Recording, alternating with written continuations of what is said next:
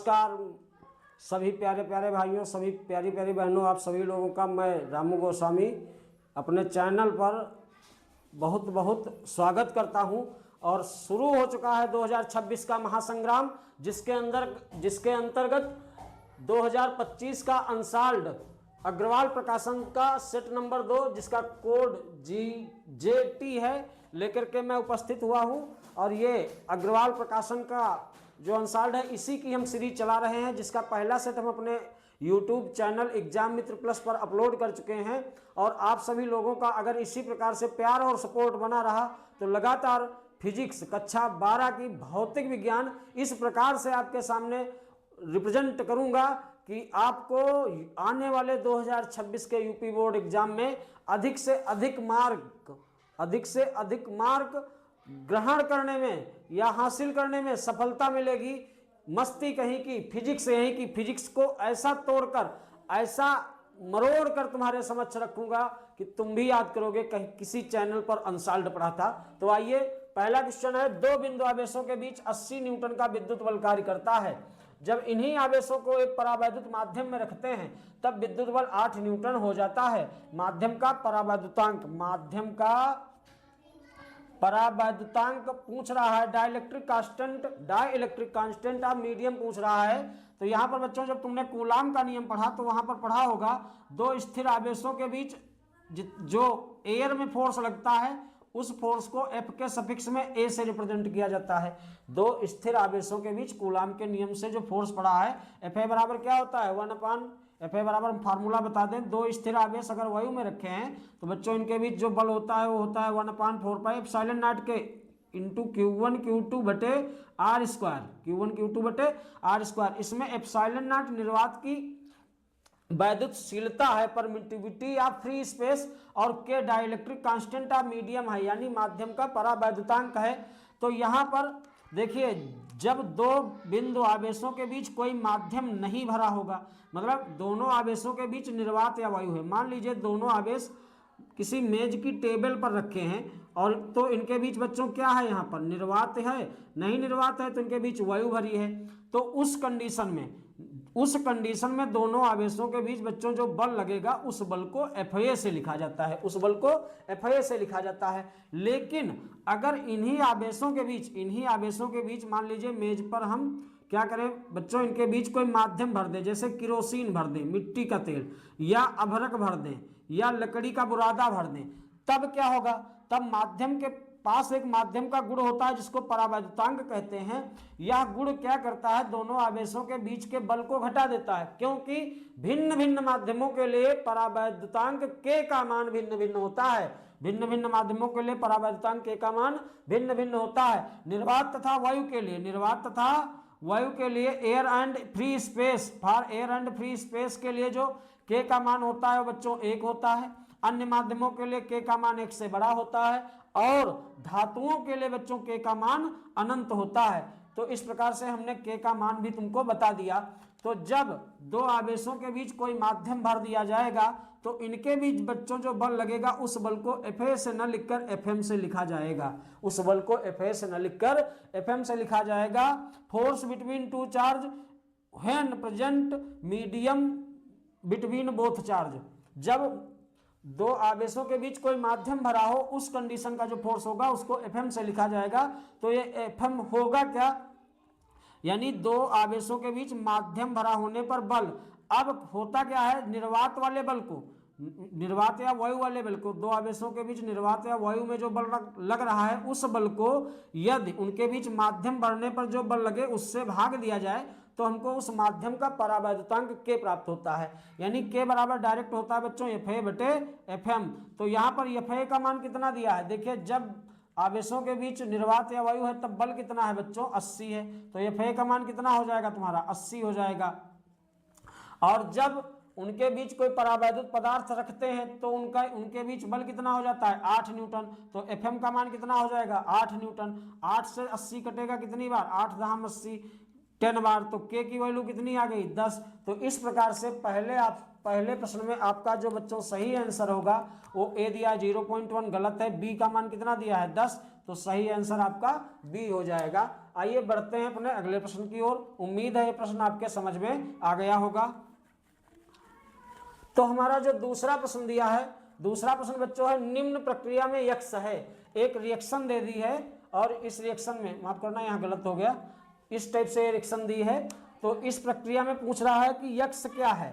तो देखिए यहाँ क्या दिया है, यहाँ दिया है 2He4, यहाँ क्या दिया है, ये दिया है 2He4 यानी हीलियम का नाभिक है ये, और ये नाइट्रोजन जिसका परमाणु क्रमांक 7 है, परमाणु भार 14 है, यहाँ पर ऑक्सीजन परमाणु क्रमांक 8 है, परमाणु भार कितना है 17, और कोई एलिमेंट कह रहा है कि यक्स बन रहा है। तो यक्स क्या है, इसके 4 ऑप्शन है तुम्हारे पास। नंबर 1 में देखिए यहाँ पर प्रोटॉन है, नंबर 2 में देखिए न्यूट्रॉन है, नंबर 3 में बच्चों इलेक्ट्रॉन है, नंबर 4 में क्या है, ड्यूटेरान है, ड्यूटेरान है। तो सबसे पहले तो इनका हम रिप्रेजेंटेशन उनको बताते हैं बच्चों। देखिए प्रोटॉन को जो रिप्रेजेंट करते हैं 1p1 से रिप्रेजेंट किया जाता है, 1p1 यानी प्रोटॉन का परमाणु क्रमांक 1 होता है, परमाणु भार भी 1 होता है।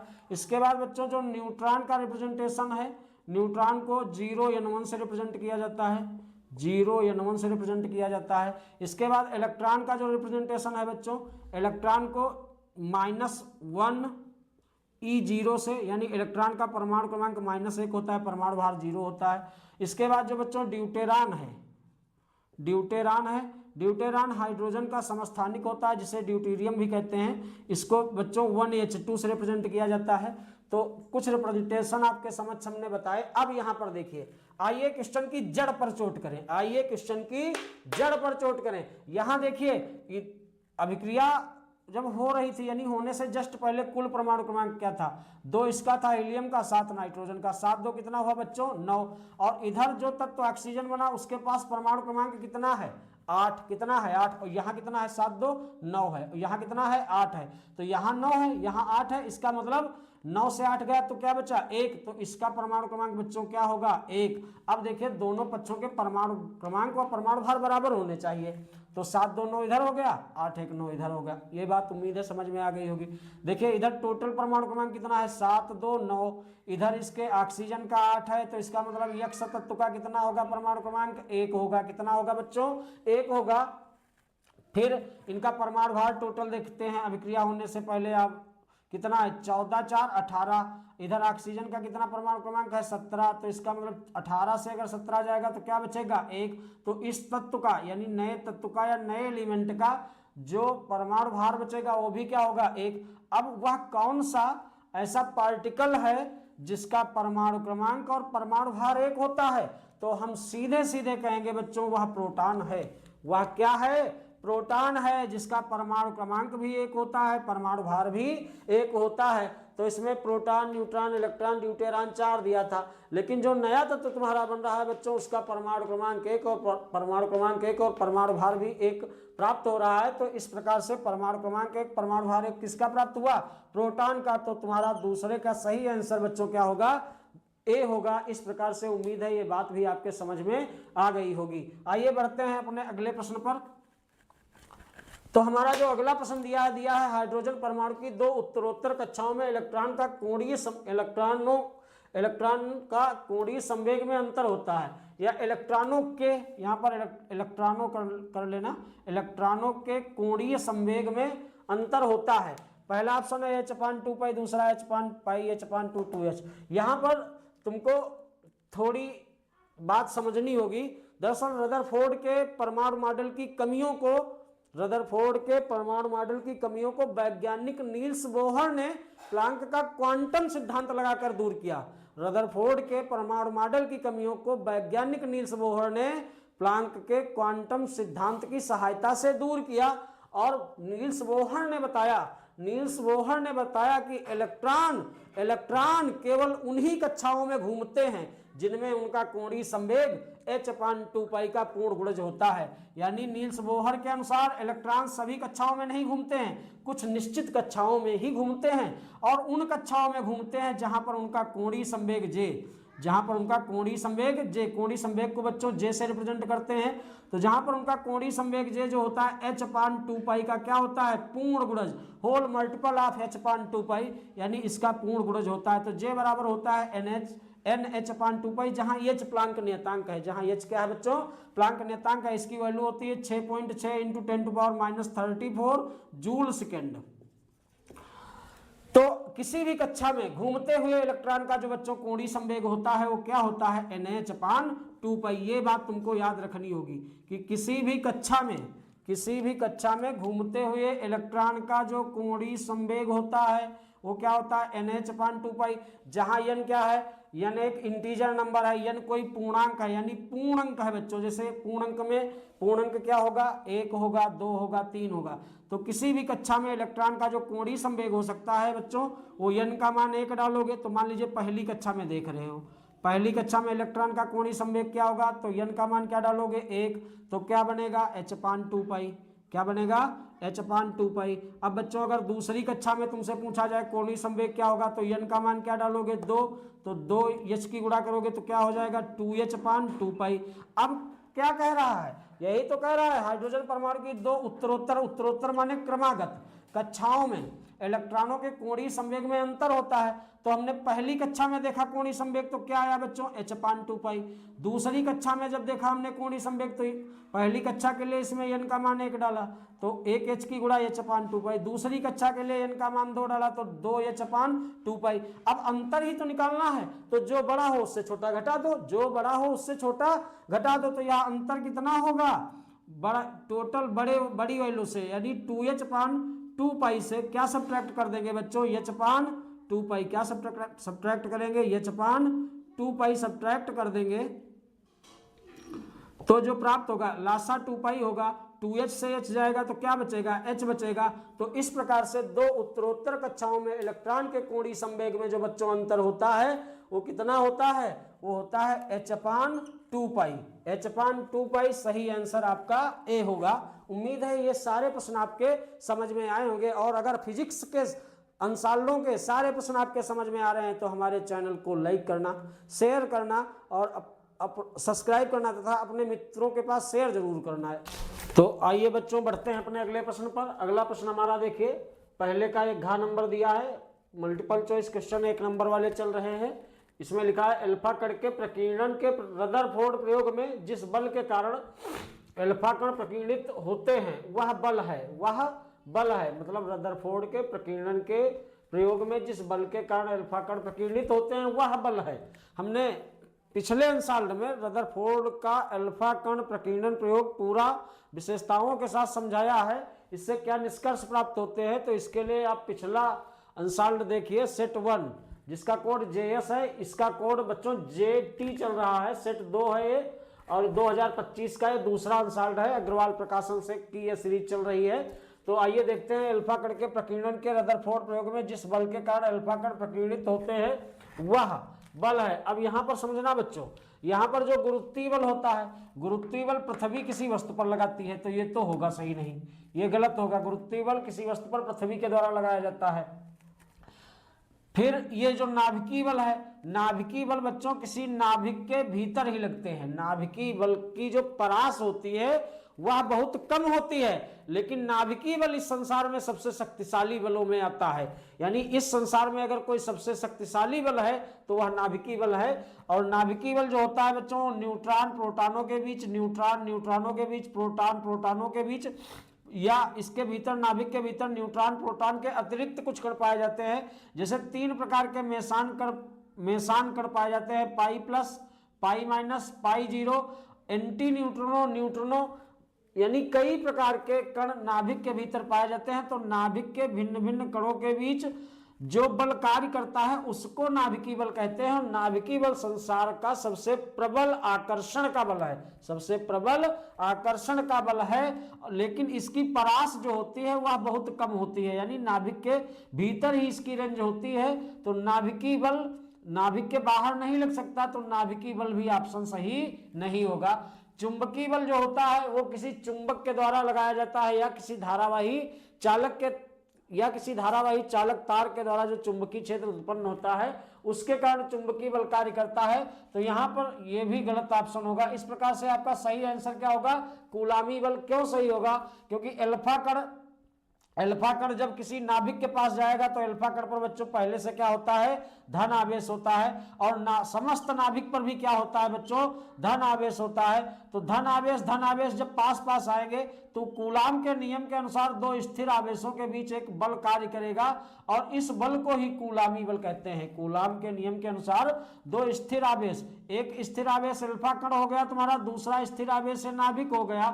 तो नाभिक पर भी धनावेश है, अल्फा कण पर भी धनावेश है, समान आवेशों के बीच प्रतिकर्षण का बल कार्य करेगा। इस प्रकार से अल्फा कण प्रकीर्णित हो जाएगा।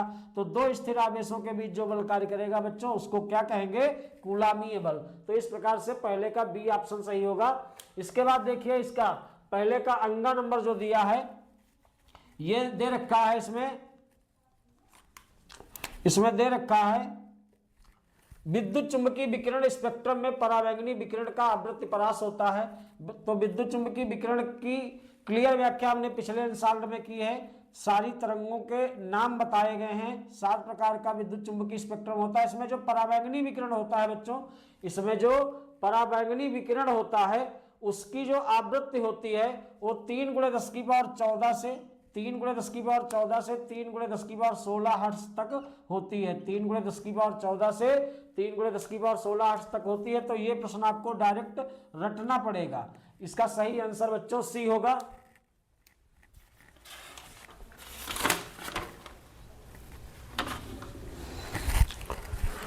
अब आइए बढ़ते हैं अगले प्रश्न पर। यहां पर देखिए बच्चों जो अगला प्रश्न हमारा है वो क्या कह रहा है, सूर्य पृथ्वी की सतह पर 0.5 डिग्री का कोण बनाता है। इसका प्रतिबिंब 50 सेंटीमीटर फोकस दूरी वाले उत्तल लेंस से बनाया जाता है। प्रतिबिंब का व्यास होगा। तो यहां पर देखिए जो एंगल है सूर्य पृथ्वी की सतह पर कितना एंगल बना रहा है, 0.5 डिग्री का। तो जो थीटा होगा बच्चों तुम्हारा कितना हो जाएगा, 0.5 डिग्री। इस थीटा को अगर रेडियन में लिखोगे तो 0.5 डिग्री को बच्चों रेडियन में बदलने के लिए π/180 से गुणा करते हैं। π/180 से गुणा करते हैं। ये जो लास्ट ऑप्शन बच्चों आपका है ये 0.43 दे रखा है। तो यहाँ पर देखिए जब डिग्री को रेडियन में बदलेंगे, यानी कोई माप ज्ञात करने के लिए अगर कोण डिग्री में दिया है बच्चों तो उसको रेडियन में कन्वर्ट करते हैं। डिग्री को रेडियन में बदलने के लिए π/180 से गुणा करते हैं। ये दशमलव हटाओगे तो दशमलव के आगे एक संख्या है दाहिनी ओर, तो यहाँ 1 0 बढ़ाओगे। 5 से इसको कैंसिल करिए, 5 × 5, 5 × 5, 5 से काटोगे 5 × 15, 3 0 30, 5 × 30, ये 0 बचेगा। तो ये π1 की गुणा बच्चों पाई होगी बटे क्या हो जाएगा 360। एक किस में आ गया, ये कोण तुम्हारा रेडियन में आ गया। जब कोण तुम्हें रेडियन में प्राप्त हो जाए, अब फोकस दूरी इसमें कहता है इसका प्रतिबिंब 50 सेंटीमीटर फोकस दूरी वाले उत्तल लेंस। फोकस दूरी कितनी दी है उत्तल लेंस की बच्चों, 50 सेंटीमीटर। तो F दिया है। प्रतिबिंब का व्यास पूछता है, प्रतिबिंब का व्यास D बराबर होता है F × थीटा। प्रतिबिंब का व्यास बच्चों D बराबर क्या लगेगा फार्मूला, F × थीटा। तो D बराबर F कितना दिया है 50 सेंटीमीटर, थीटा कितना बच्चों दिया है π/360। 0 0 यहाँ पर भी 0 0 यहाँ पर भी कटेगा तो ये कितना प्राप्त होगा बच्चों 5π/36। 5 को 5 लिखोगे, पाई की वैल्यू बच्चों 3.14 डालोगे बटे 36। ये दशमलव हटाओगे तो नीचे 2 0 बढ़ाओगे। 5 चक्कू मल्टीप्लाई करना अंश की अंश से, 5 चक्कू 20, 5 × 5 2, 7 5 × 15 बटे 360। 0 से 0 कट जाएगा। अब क्या करना होगा बच्चों तुमको 157 को 36 से 157 को माफ कीजिएगा, यहाँ 3600 था तो यहाँ 0 0 कटेगा तो 157 को 360 से भाग देना होगा। 157 को 360 से भाग देना होगा।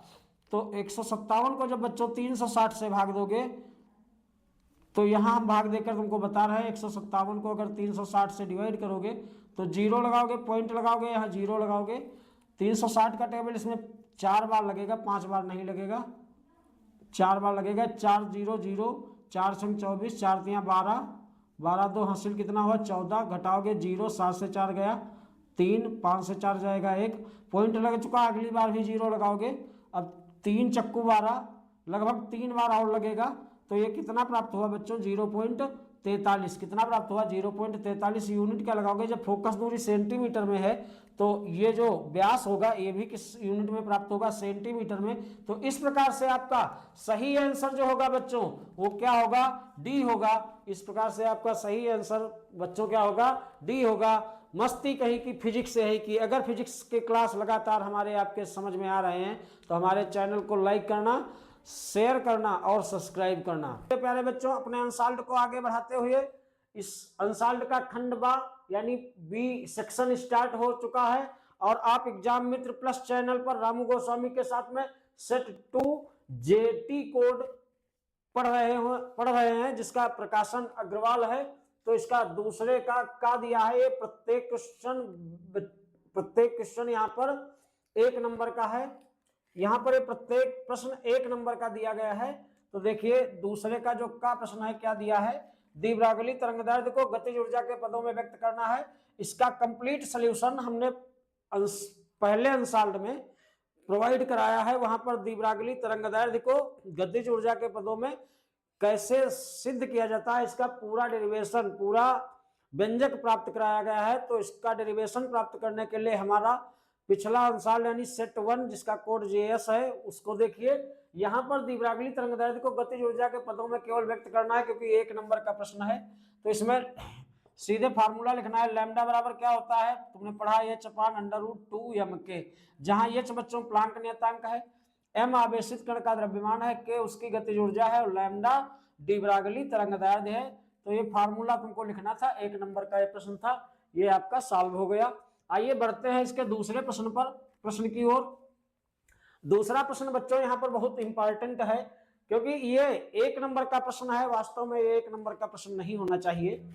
दिया है, सिद्ध कीजिए कि अपवर्तक तल से प्रकाश किरण का पूर्ण आंतरिक परावर्तन तभी संभव है जब प्रिज्म कोण का मान sin इनवर्स 1/n से अधिक हो, जहां n पदार्थ का अपवर्तनांक है। तुमको इसमें सिद्ध करना है।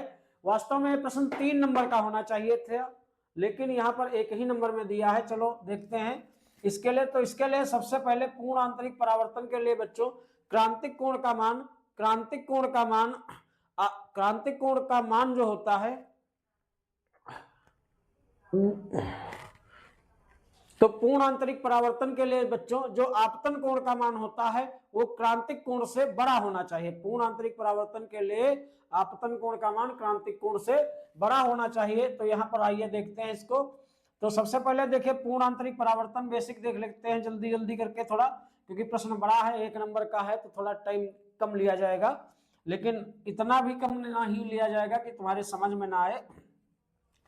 तो देखिए मान लीजिए ये कोई पृथककारी तल है जो 2 माध्यमों को अलग करता है। इसके नीचे कांच है, मान लीजिए कांच सघन माध्यम है, कांच सघन माध्यम है।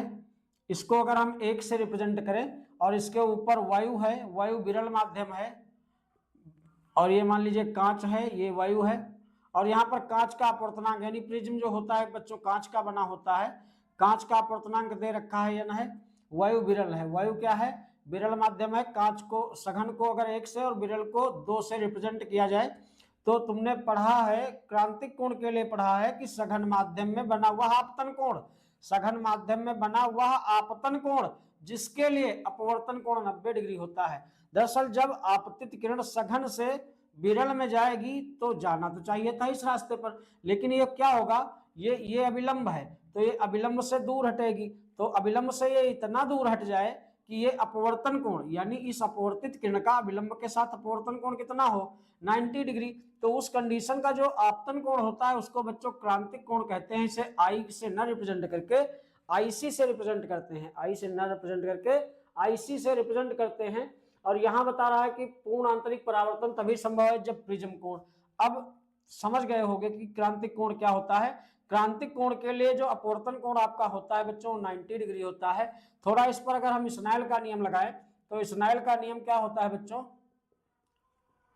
स्नेल का नियम होता है 1n2 = sin i बटे sin r, जहां 1n2 को पहले माध्यम के सापेक्ष दूसरे माध्यम का अपवर्तनांक पढ़ते हैं।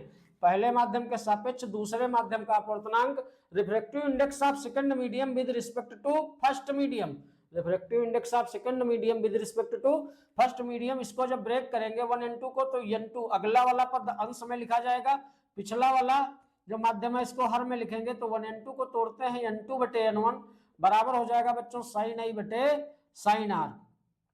इसके बाद देखिए अगर हम क्रॉस मल्टीप्लाई करें तो n2 साइन आर या n1 साइन आई की पहले मल्टीप्लाई कर ले तो n1 साइन आई बराबर होगा n2 साइन आर के।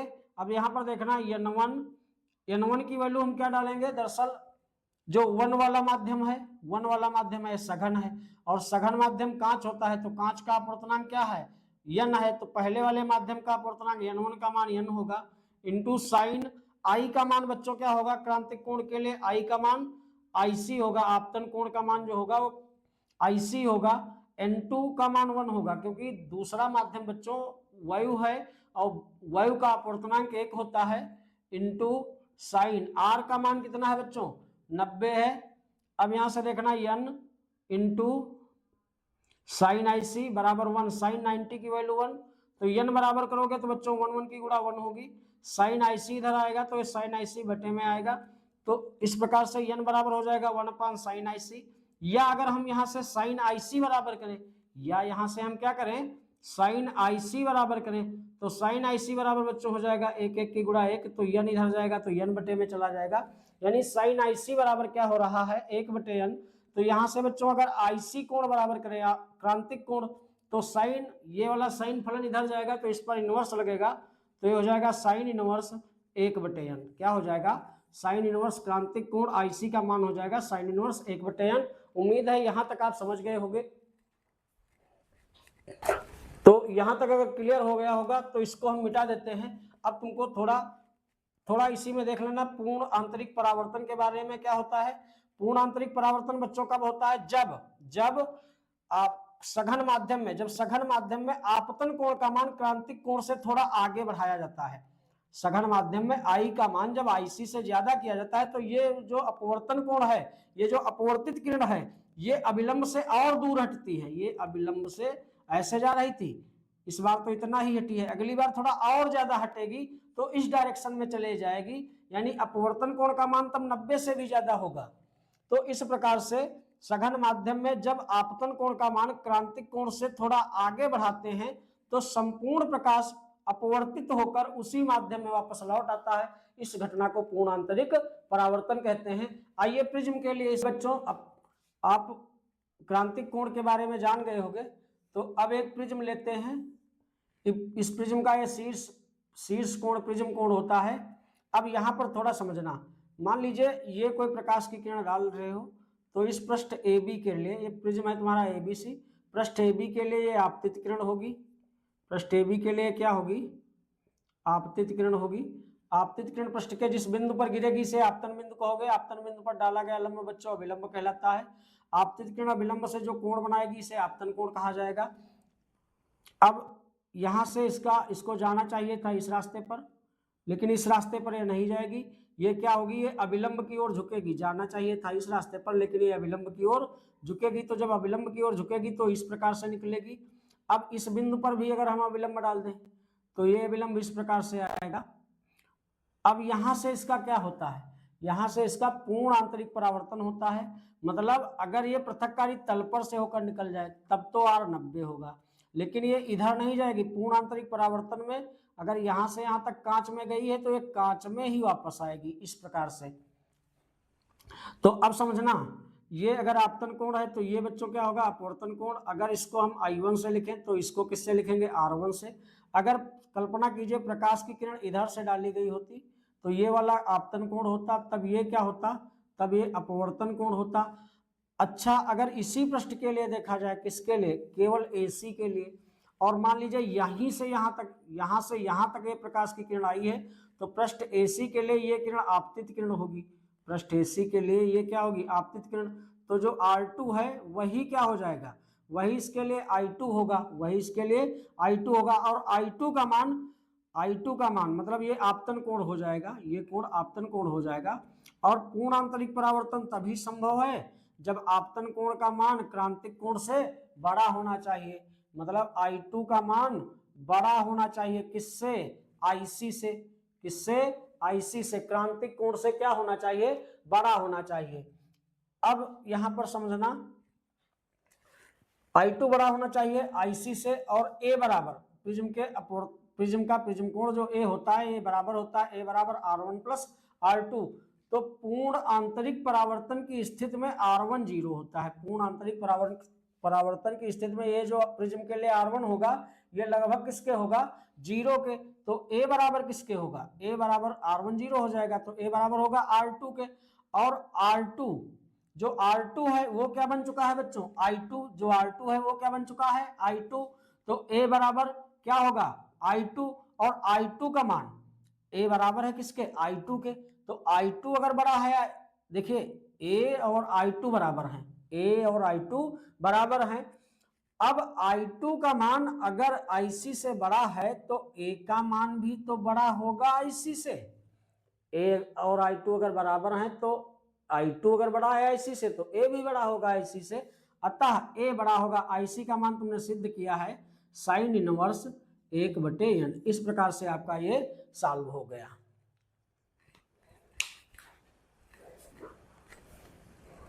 अगले प्रश्न पर, अगला प्रश्न देखिए दिया है, ये खंड बा के प्रश्न चल रहे हैं, यानी खंड बी के पार्ट बी के प्रश्न चल रहे हैं। प्रत्येक प्रश्न 1 नंबर का है, और ये दे रखा है, देखिए इसका गा पार्ट है, समान लंबाई के तांबे के 2 तारों के व्यासों का अनुपात 2:1 है। इनके प्रतिरोधों की तुलना करना है। तो देखिए समान लंबाई के, यानी यहाँ पर बच्चों लंबाइयां समान हैं, तारों की लंबाइयां क्या हैं, समान है। क्या समान है, लंबाई समान है। तांबे के 2 तार, तो दोनों तार तांबे के हैं, यानी एक ही धातु के हैं। व्यासों का अनुपात दिया है, उनके व्यासों का अनुपात दिया है। यहाँ पर देखिए बच्चों व्यासों का अनुपात, व्यास को D1 D2 से लिखे, पहले तार का व्यास D1 है, दूसरे का D2 है, तो D1/D2 दिया है 2:1। अब प्रतिरोध R बराबर, फार्मूला पढ़ा होगा बच्चों, रो एल अपान ए। R बराबर क्या होगा, रो एल अपान ए। यहाँ पर बच्चों समझना, रो क्या होता है, किसी धातु के तार का विशिष्ट प्रतिरोध होता है, L चालक तार की लंबाई होती है। तो दोनों तारों के लिए, दोनों तार तांबे के हैं, इसलिए दोनों तारों के लिए रो समान होगा। दोनों तारों की लंबाइयां समान है, इसलिए दोनों के लिए L समान है, तो रो और L दोनों के लिए कांस्टेंट हो जाएंगे। तो इस कंडीशन में कांस्टेंट हो जाएंगे, तो R जो होगा, R इनवर्सली प्रोपोर्शनल होगा 1/a के। R इनवर्सली, इनको अगर कांस्टेंट मानकर हटा दिया जाए तो R इनवर्सली प्रोपोर्शनल होगा 1/a के। अब यहां से देखिए, अगर हम इनको सीधे क्षेत्रफलों के अनुपात में तोड़े तो R1/R2 बराबर अगर करेंगे तो डायरेक्ट बच्चों ये A1/A2 नहीं होगा। देखिए R यहाँ पर व्युत्क्रम में है A के, तो R1 बराबर हो जाएगा A2, और R2 बराबर क्या हो जाएगा बच्चों, A1, यानी R1/R2 बराबर होगा A2/A1। तो R1/R2 इक्वल टू, इस एरिया को दरअसल तार जो होता है बेलनाकार होता है, बेलन के जो सिरे होते हैं बच्चों वृत्त होते हैं, यानी सिरे वृत्ताकार होते हैं, सिरे वृत्ताकार होते हैं। वृत्त का क्षेत्रफल क्या होता है, πr²। वृत्त का क्षेत्रफल क्या होता है, πr²। तो A2 को तोड़ा जाएगा बच्चों πr2² में, और A1 को तोड़ा जाएगा πr1² में। पाई कट गया। त्रिज्या बच्चों जो होती है व्यास की आधी होती है, यानी R बराबर होता है D/2। R बराबर क्या होता है, D/2। तो बनेगा R1/R2 बराबर, R2 की वैल्यू, R की वैल्यू क्या है, R की वैल्यू होती है D/2, तो R2 हो जाएगा D/2, यानी D2/2। R2 हो जाएगा बच्चों D2/2 का होल स्क्वायर। और R1 क्या बनेगा, R1 बनेगा बच्चों D1/2 का होल स्क्वायर। ये हो जाएगा D2/2 का होल स्क्वायर, ये होगा D1/2 का होल स्क्वायर। इसको ओपन करेंगे तो ये हो जाएगा बच्चों D2² 2 का स्क्वायर 4, ये हो जाएगा D1² 2 का स्क्वायर, 4 कट जाएगा तो बनेगा D2² D1², यानी R1/R2 बराबर D2² D1²। अब यहाँ पर देखिए D1 कितना है, 2 है, D2 कितना है, 1 है।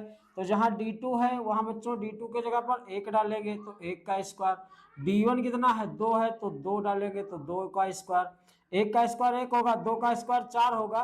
तो इस प्रकार से ये R1/R2 जो प्राप्त होगा बच्चों 1/4 प्राप्त होगा। इसी को लिखेंगे R1/R2 बराबर 1/4, 1/4। तो ये बच्चों प्रतिरोधों का अनुपात होगा, ये प्रतिरोधों का अनुपात होगा। तो इस प्रकार से ये प्रश्न सॉल्व हो जाएगा। अगला देखिए दे रखा है यहाँ प्रकाश वैद्युत प्रभाव में देहली तरंगदैर्ध्य। इसको बाद अगला क्वेश्चन दिया है प्रकाश वैद्युत प्रभाव में देहली तरंगदैर्ध्य से क्या तात्पर्य है। देहली तरंगदैर्ध्य समझने से पहले बच्चों प्रकाश वैद्युत प्रभाव समझ लेते हैं। प्रकाश वैद्युत प्रभाव क्या होता है, देखिए मान लीजिए कोई धातु की प्लेट है या धातु का पृष्ठ है, तो जब धातु के किसी पृष्ठ पर उच्च आवृत्ति का प्रकाश डाला जाता है, जब धातु के किसी पृष्ठ पर उच्च आवृत्ति का प्रकाश डाला जाता है तो इसमें से इलेक्ट्रॉन निकलने लगते हैं। इस घटना को प्रकाश वैद्युत प्रभाव कहते हैं। जब धातु के किसी प्लेट पर उच्च आवृत्ति का प्रकाश डाला जाता है तो इसमें से इलेक्ट्रॉन निकलने लगते हैं। इस घटना को प्रकाश वैद्युत प्रभाव कहते हैं। यहां पर पूछ रहा है कि देहली तरंगदैर्ध्य से क्या तात्पर्य है, तो इसमें बच्चों लिखना है प्रकाश की वह अधिकतम तरंगदैर्ध्य। प्रकाश की वह अधिकतम तरंगदैर्ध्य जो धातु के पृष्ठ से कम 1 इलेक्ट्रॉन का उत्सर्जन कर सके, जो धातु के पृष्ठ से कम 1 इलेक्ट्रॉन का उत्सर्जन कर सके, उसे उस पृष्ठ के लिए देहली तरंगदैर्ध्य कहते हैं। इसे लैम्डा के सफिक्स में 0 यानी लैम्डा के सफिक्स में नॉट लगाकर प्रदर्शित करते हैं। इसे लैम्डा नॉट से प्रदर्शित करते हैं। तो उम्मीद है ये बात आपके समझ में आ गई होगी कि प्रकाश की वह अधिकतम तरंगदैर्ध्य, प्रकाश की वह अधिकतम तरंगदैर्ध्य जो धातु के पृष्ठ से कम 1 इलेक्ट्रॉन का उत्सर्जन कर सके, उस पृष्ठ के लिए देहली तरंगदैर्ध्य कहलाती है। इसे लैम्डा नॉट से प्रदर्शित करते हैं। आइए बढ़ते हैं अपने अगले प्रश्न की ओर। आइए बढ़ते हैं बच्चों अपने अगले प्रश्न की ओर। तो हमारा जो खंड यानी बी सेक्शन चल रहा है, तो इस सेक्शन का अंगा नंबर है, प्रत्येक प्रश्न 1 नंबर का ही है। निम्न चित्र में प्रदर्शित तार में आई धारा प्रवाहित हो रही है। अर्धवृत्त के केंद्र O पर चुंबकीय क्षेत्र का मान क्या होगा। नंबर 1 प्रत्येक L लंबाई के सीधे भाग के कारण। नंबर 2 त्रिज्या R के अर्धवृत्त के कारण। तो यहाँ पर देखिए मतलब ये केंद्र O है यहाँ पर इसका, तो प्रत्येक ये जो दिया है नंबर 1 में प्रत्येक L लंबाई की, ये यहाँ से यहाँ तक तार की लंबाई L है, यहाँ से यहाँ तक भी तार की लंबाई क्या है बच्चों, L है, इसके भाग के कारण। तो प्रत्येक L लंबाई के सीधे भाग के कारण बिंदुओं पर चुंबकीय क्षेत्र पूछ रहा है। अगर कोई बिंदु किसी तार के अनुदिश आ जाए, मतलब किसी तार की लंबाई की दिशा में ही स्थित हो, अगर कोई बिंदु किसी तार की लंबाई की दिशा में स्थित हो तो बायो सेवर्ट का नियम कहता है उस बिंदु पर चुंबकीय क्षेत्र 0 होगा। तो क्यों, क्योंकि बायो सेवर्ट का नियम B बराबर क्या होता है, म्यू नॉट अपान 4 पाई आई dl साइन थीटा बटे r स्क्वायर। अब ये जो थीटा होता है ये तार की लंबाई के साथ, मान लीजिए ये तार की लंबाई इस दिशा में है, कोई बिंदु यहाँ P है, इस बिंदु P को इस तार से मिलाओगे, अगर ये कोई कोण बन रहा है तब तो इस बिंदु पर चुंबकीय क्षेत्र होगा। और अगर यह बिंदु P यहाँ पर आ जाए, देखो यहाँ आ जाए यहाँ, तो अगर यह बिंदु P इस जगह पर आ जाए तो ये तार की लंबाई की दिशा में आ जाएगा। जब तार की लंबाई की दिशा में आ जाएगा तो जो ये कोण थीटा बन रहा था ये कोण तार के साथ आ जाएगा यानी 0 हो जाएगा। तो जब कोण 0 होगा, जब बच्चों कोण 0 होगा तो उस बिंदु पर चुंबकीय क्षेत्र 0 होगा। क्या होगा, 0 होगा। तो इस प्रकार से प्रत्येक भाग की L लंबाई के कारण जो केंद्रों पर चुंबकीय क्षेत्र होगा, क्योंकि इस L लंबाई की दिशा में ही तो बिंदु पड़ रहा है, लंबाई के अनुदिश यानी लंबाई की दिशा में पड़ रहा है, तो इस प्रकार से इस तार के कारण और इस तार के कारण बिंदुओं पर चुंबकीय क्षेत्र बच्चों B क्या होगा, 0 होगा। फिर ये जो अर्धवृत्त है, मान लीजिए इसमें कोई धारा I एम्पीयर की बह रही है, मान लीजिए इसमें I एम्पीयर की धारा बह रही है पूरे तार में, इस तार में भी I एम्पीयर है। तो इस अर्धवृत्त के कारण यानी संपूर्ण वृत्ता किसी, अब देखिए ये जो वृत्ताकार लूप है, तो किसी वृत्ताकार लूप के कारण, किसी वृत्ताकार लूप के कारण या किसी वृत्ताकार कुंडली के कारण उसके केंद्र पर जो चुंबकीय क्षेत्र उत्पन्न होता है यदि उसमें I धारा बह रही है तो B बराबर होता है बच्चों म्यू नॉट अपान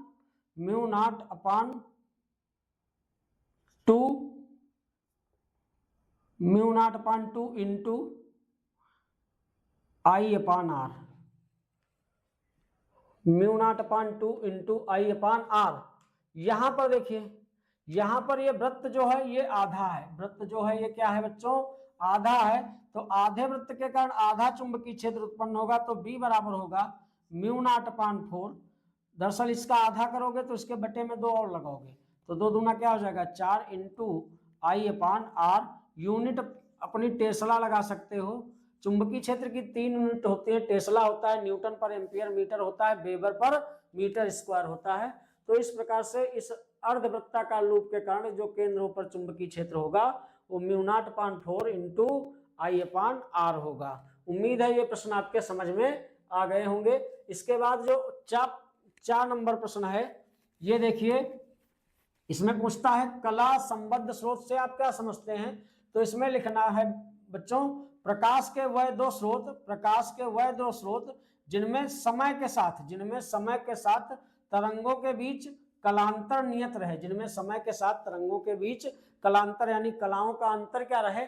कला माने कोण होता है, कला माने क्या होता है बच्चों, कोण होता है। इस प्रकार से समझ लीजिए, मान लीजिए जैसे ये एक्स अक्ष है, एक ये तरंग जा रही है किसी स्रोत से निकलकर। अब देखिए ये मान लीजिए यहाँ से यहाँ तक समय तुम्हारा लग गया, कोई समय लग गया, मान लीजिए यहाँ से यहाँ तक जो समय है वो t लग गया। और इस समय अगर तरंग का ये ऊपरी वाला कण देखा जाए तो एक्स अक्ष के साथ में कितने डिग्री का कोण बना चुका है, 90 डिग्री का कोण बना चुका है। तो ये π/2 कलांतर पर है। इसी समय दूसरी तरंग, इसी टाइम पर दूसरी तरंग निकलकर एक्स अक्ष को काट रही हो, यहाँ से कोई दूसरी तरंग दूसरे प्रकाश स्रोत से निकलकर एक्स अक्ष को यहाँ पर काट रही हो, तो इसका एक्स अक्ष के साथ कोण क्या होगा, इसका कोण थीटा एक्स अक्ष के साथ π/2 है, इसका कोण एक्स अक्ष के साथ क्या होगा, 0 होगा।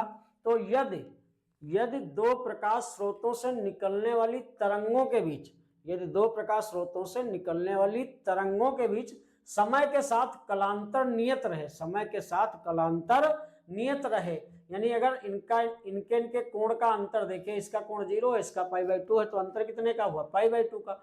यही π/2 का अंतर आगे भी अगर बना रहे तो ये प्रकाश के दोनों स्रोत, मान लीजिए यहाँ पर एक प्रकाश का स्रोत S1 है, यहाँ पर एक प्रकाश का स्रोत S2 है, तो प्रकाश के ये दोनों स्रोत आपस में कला संबंध कहलाते हैं।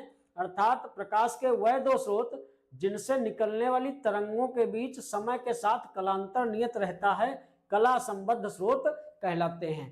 अगर ये वीडियो हमारा आपको पसंद आया हो तो हमारे चैनल को सब्सक्राइब करना और अपने दोस्तों के पास शेयर करना, और फिजिक्स में तुमको पारंगत कर देंगे, ये मेरा वादा है।